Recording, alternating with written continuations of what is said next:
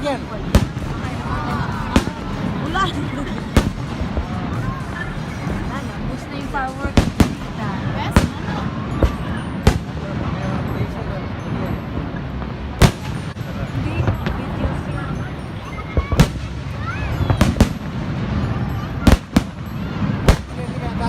Wala, hindi ko alam paano mag-live.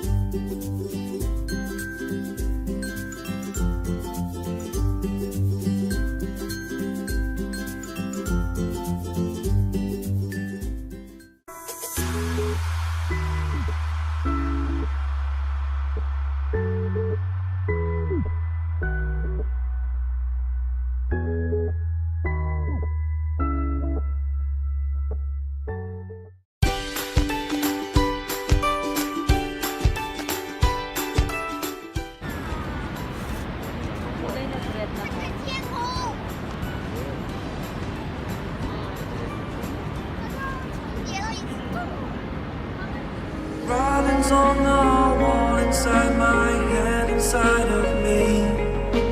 Holding all these thoughts beneath my skin. Can you believe it all?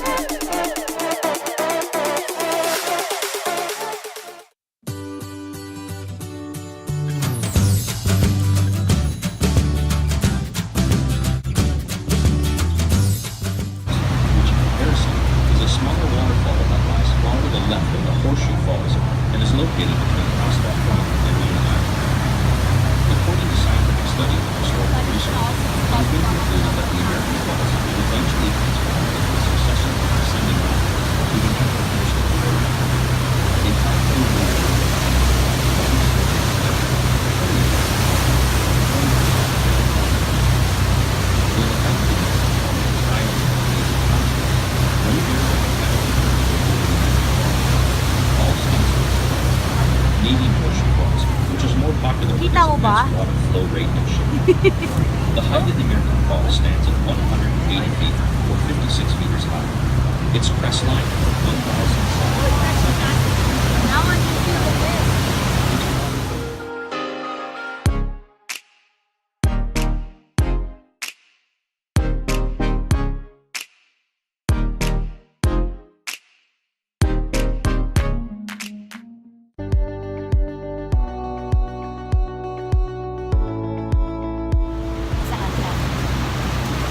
Sana.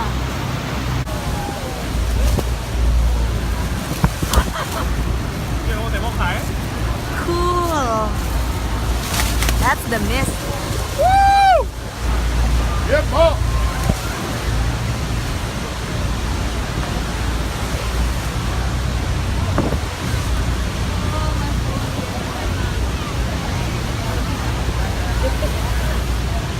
Sabi mo pababa ka. Pwede kasi pababa sa. Papasala tayo.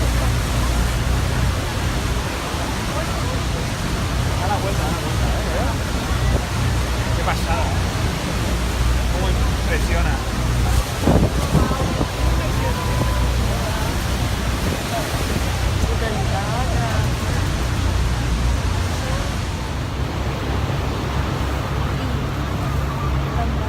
Pwede natin yung screenshot yung mama.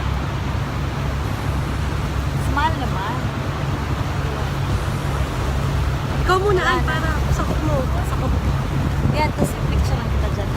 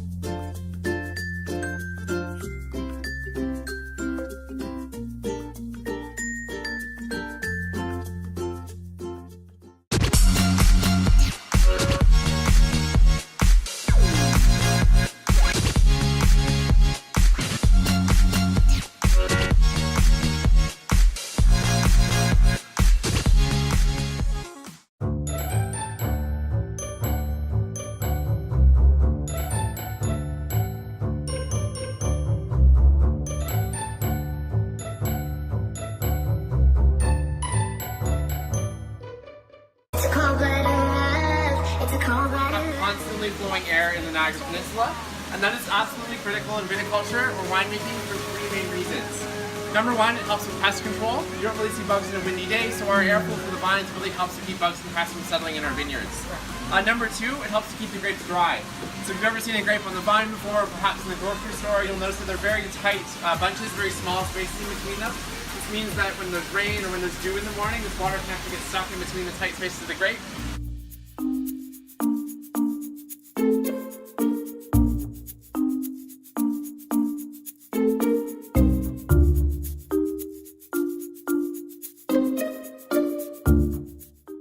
Steps you should do in that situation. So if you pay attention to me for the next 5 minutes, you'll have a lifelong skill and you'll impress all your friends next time you go out by not just doing a shot of wine.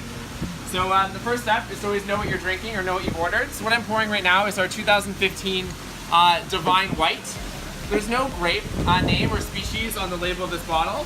So under VQA regulations, this wine has to be a blend. Our blend in 2015 is actually 4 grapes.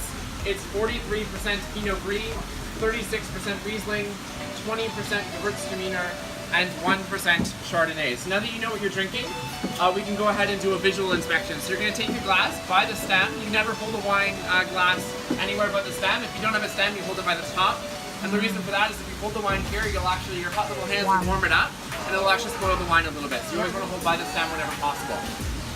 So you're going to take that glass, you're going to put it at a 45-degree angle. In a restaurant, you would put this against the white tablecloth. Down here, we're just going to put our hands behind it because we're looking for a solid color surface. So what you're doing here So we're holding it against a solid color surface, and you're checking for color, consistency, and clarity. This is a very young white wine. It's only from 2015, so it should be very pale yellow in color. Almost clear, almost like water. Nothing floating in it. No cork, sediment, or fruit flies, and no hazing or clouding in the liquid. So it looks pretty good. So we're going to go ahead and just do a quick little sniff and pull it away. If this wine were faulted or corked, we would almost immediately... You're jumping ahead on me. Little sniff. Oh, snap!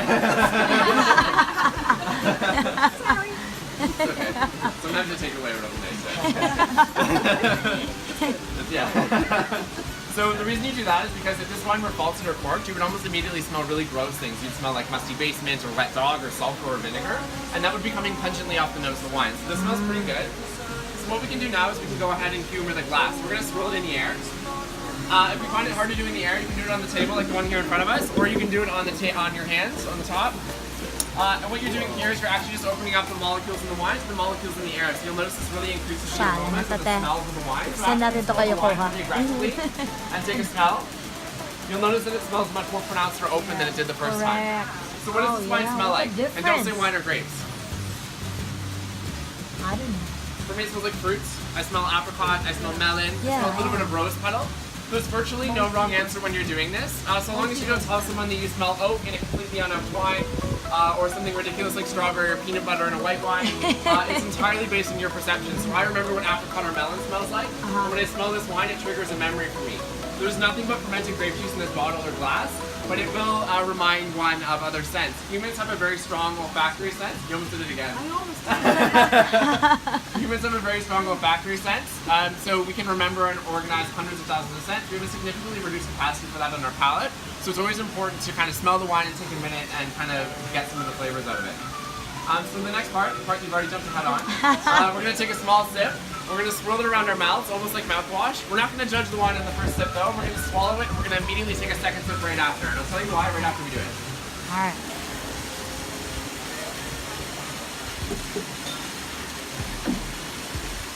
The reason we do that is because you'll notice that the first sip of the wine actually will taste a little bit off or sour, whereas the second and third sip will get better and better still. And the reason for that is that your palate has a phenomenal memory. It's always tainted or anticipating whatever you had previously. So we just finished with a really dry sparkling wine. So this off-dry white wine, when it first hits our palate, kind of throws our palates off a little bit. So you always gotta allow the wine to introduce itself to your palate. You never judge a wine in the first sip. You always take 2 or 3 sips, so it will get better by those 2 or 3 sips. And of course, it'll get better so by the second and third bottle. I'm just kidding. But after you've had a couple sips of the wine, you can begin to talk about it. So this is a nice, you can go ahead and enjoy the rest of your glass now. This is a nice...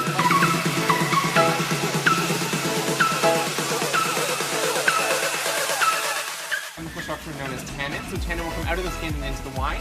And tannin has the unique property of binding with protein. So the only protein that the tannin has to bind with right now is actually the protein in your saliva and your spit. So that's that sort of dry black tea feeling you get when you sip red wines. Tannin is the reason that some people don't like red wines, but you can get rid of it or reduce it in a couple of ways. You can age the bottle. So we do recommend aging our Trius Red for a minimum of 2 years, up to a maximum of about 10 years. And that's just going to soften the tannins and bring a more natural feel out of it is the nectar at the center. So it takes about 300 to 1,000 grapes to make a bottle like this. Whereas for ice wine, because we're harvesting frozen grapes and only getting a drop of nectar out of it, it takes upwards of 3,000 grapes to make a bottle of this size. Wow. Very, very concentrated, very, very low yield. So we were the first winery to make ice wine in Niagara, dating back to 1983.